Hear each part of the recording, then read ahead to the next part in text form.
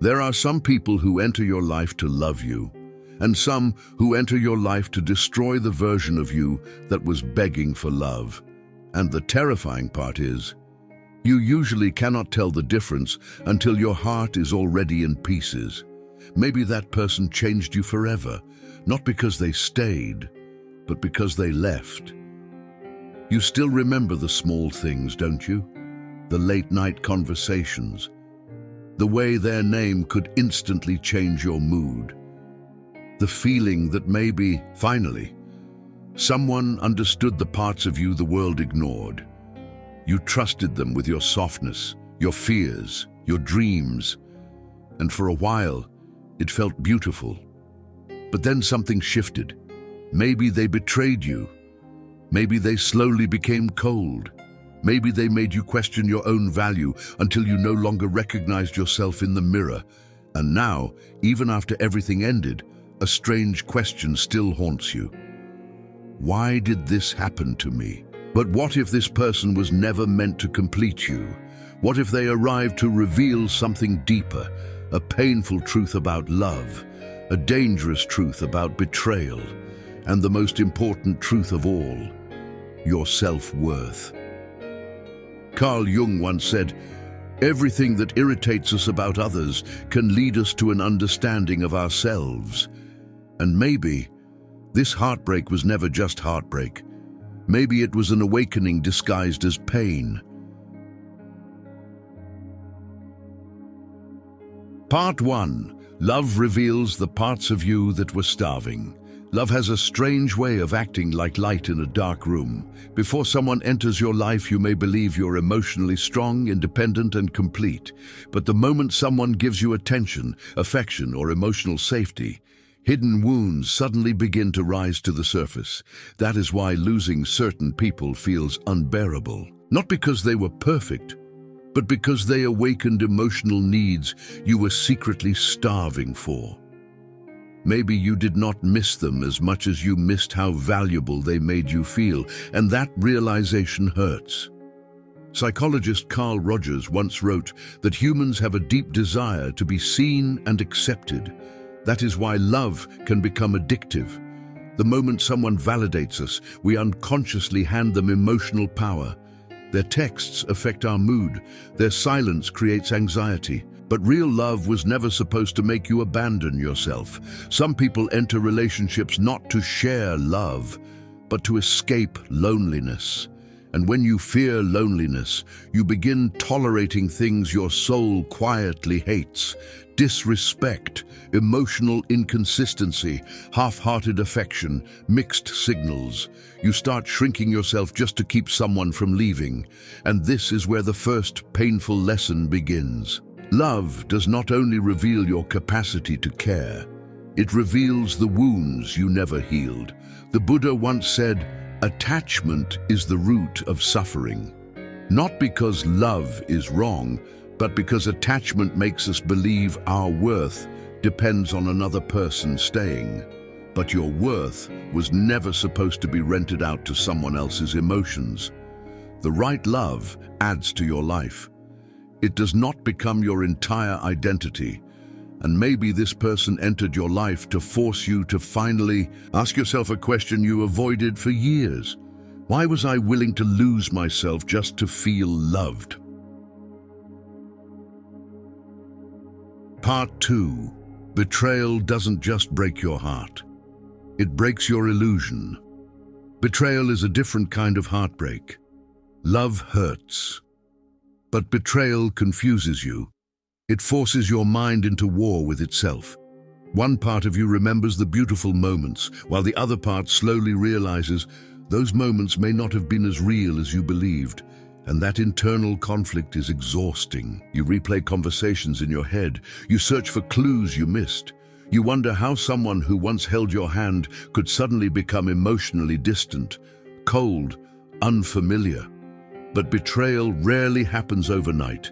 It usually begins in silence, small lies, inconsistent energy, emotional withdrawal, lack of accountability, tiny moments your intuition noticed, but your heart ignored, because you were too emotionally invested in the fantasy of who they could become. Friedrich Nietzsche once said, "I'm not upset that you lied to me. I'm upset that from now on I can't believe you."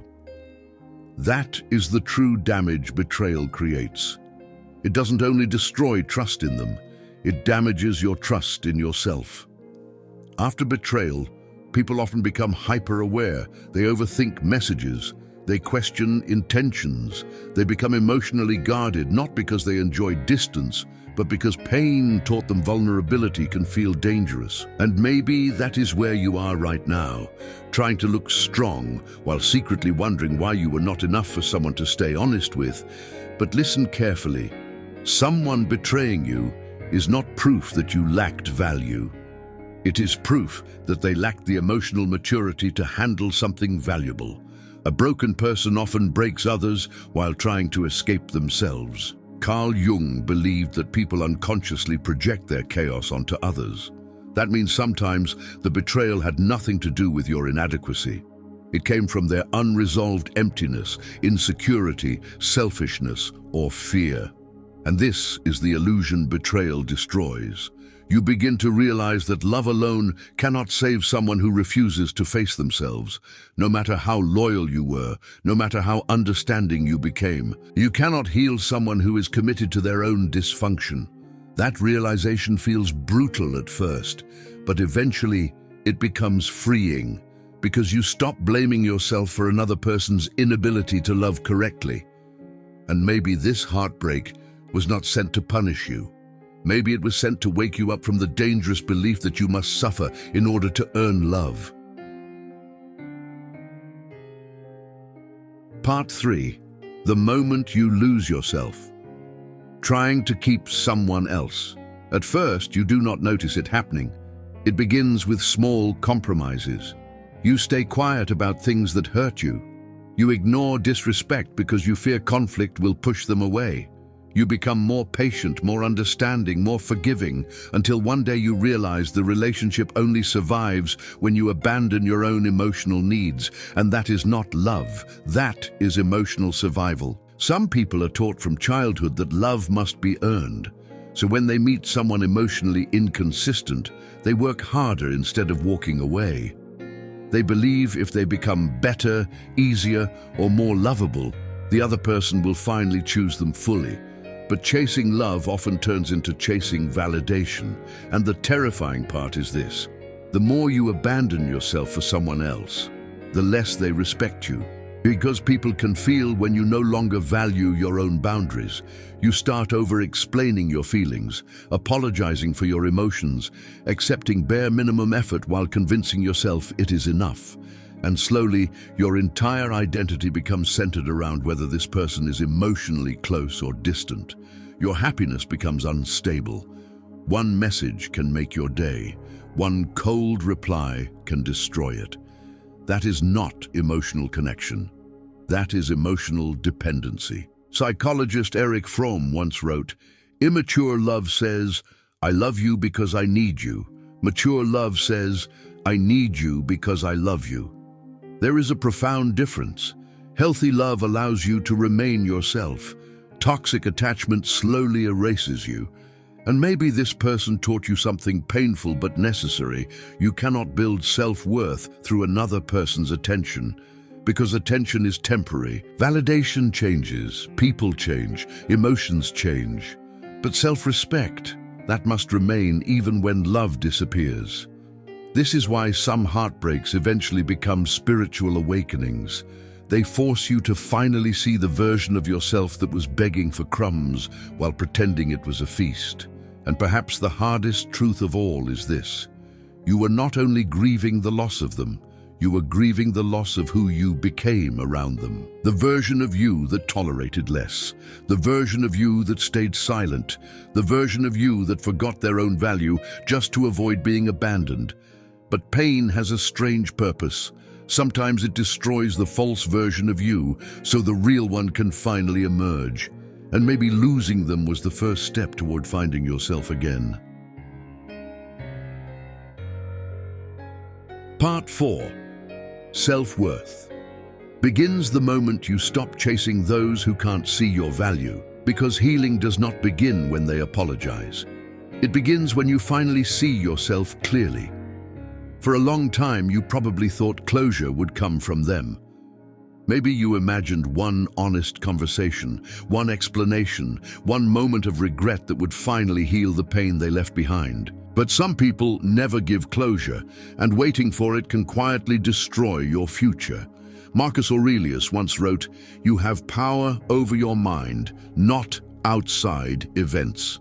And perhaps that is the final lesson heartbreak tries to teach us.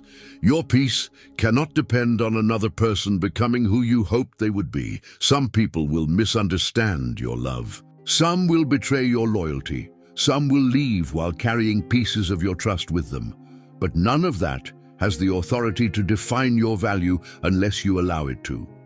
Self-worth is not arrogance. It is the quiet decision to stop negotiating your dignity for connection. It is learning to walk away from people who only appreciate you when you are convenient. It is realizing that being alone is far less painful than constantly feeling emotionally abandoned beside someone. And eventually, something beautiful begins to happen. You stop chasing. You stop trying to convince emotionally unavailable people to care. You stop shrinking yourself to fit into spaces where your soul feels unwelcome. You stop romanticizing potential and start paying attention to reality. Because real love no longer feels chaotic to you. It feels safe, calm, consistent. You begin understanding that healthy love does not leave you constantly anxious about losing it. It does not make you question your worth every night before sleep. It does not force you to sacrifice your identity just to maintain connection. Real love brings peace, not emotional confusion. And perhaps this person entered your life for one final reason: to teach you the difference between being chosen and being valued. Because someone can choose you temporarily. So maybe this person was never the end of your story. Maybe they were the painful chapter that taught you the most important lesson of your life. Never beg for the kind of love you must abandon yourself to keep. Because the moment you finally understand your worth, you stop chasing people who cannot see it. And that is where your real life begins. Before you leave this video, sit with this thought for a moment. Not every heartbreak was sent to destroy you. Some heartbreaks arrive to introduce you to yourself. Because before this person, maybe you were still confusing attention with love. Maybe you were still believing that sacrificing your peace was the price of connection. Maybe you were still trying to earn the kind of care that should have been given freely. But now you see differently. Now you understand that love without respect will slowly poison the soul. That betrayal often says more about the brokenness inside another person than the worth inside you. And most importantly, you finally understand that your value does not decrease just because someone failed to recognize it. One day, this pain will no longer control you. One day, you will remember this person without feeling your chest collapse. One day, the memories that once kept you awake at night will simply become reminders of how much you grew through suffering. And perhaps that is the strange beauty of pain. It either hardens you or awakens you. The philosopher Rumi once wrote, "The wound is the place where the light enters you." Maybe this wound entered your life to teach you boundaries, to teach you discernment, to teach you self-respect, to teach you that losing yourself for love is the greatest betrayal of all. So do not hate yourself for caring too deeply. A heart that can love deeply is not weak. It simply needs wisdom alongside love. And maybe the next chapter of your life begins the moment you stop chasing people who hurt you and start choosing yourself for the very first time.